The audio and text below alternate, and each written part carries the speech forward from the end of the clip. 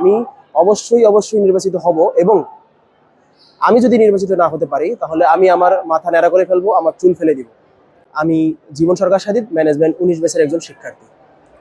আমি যোগসুতে সর্বকনিষ্ঠ ভিভি পদপ্রার্থী ছিলাম এবং আমি আশাবাদী ছিলাম যে আমি এই পদে নির্বাচিত হব।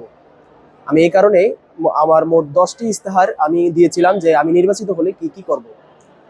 তো একটি সময় একটা দিন আর কি আমার ফ্রেন্ডরা আমাকে বলতেছিল যে যোগসুর জন্য এত কষ্ট করে কি লাভ যদি নির্বাচিতই হতে না পারি।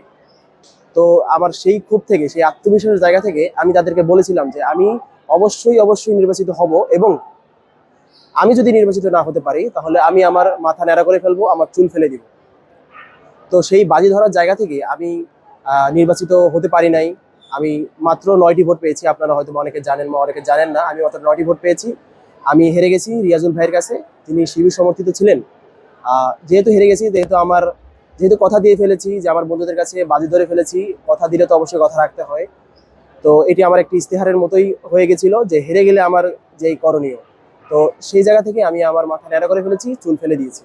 হ্যাঁ, আপনি দেখতে পেরেছেন যে আমি হেরে যাওয়ার পরে আমার নিজের প্রতি দেওয়া ইস্তেহার, যেটি কিনা ছিল আমার মাথা ন্যাড়া করে ফেলা বা চুল ফেলে দেওয়া, এটি আমি পূরণ করেছি।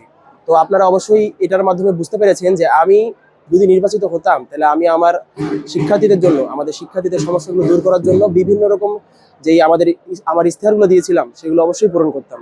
তো আমি আজকেই, এখন থেকে, এই মুহূর্ত থেকে আমি ঘোষণা দিয়ে রাখলাম যে আমি পরবর্তী যোগসু যদি হয় তাহলে আমি ভিপি পদে নির্বাচন করব। এই ঘোষণা আমি এখনই দিয়ে রাখলাম এবং আমি আমি আপনাদের দোয়া চাই, সহযোগিতা চাই এবং পরামর্শ চাই যাতে আমি পরবর্তী যোগসুদে জিতে আসতে পারি এবং আপনাদের জন্য কাজ করতে পারি। ধন্যবাদ, আমার জন্য দোয়া করবেন।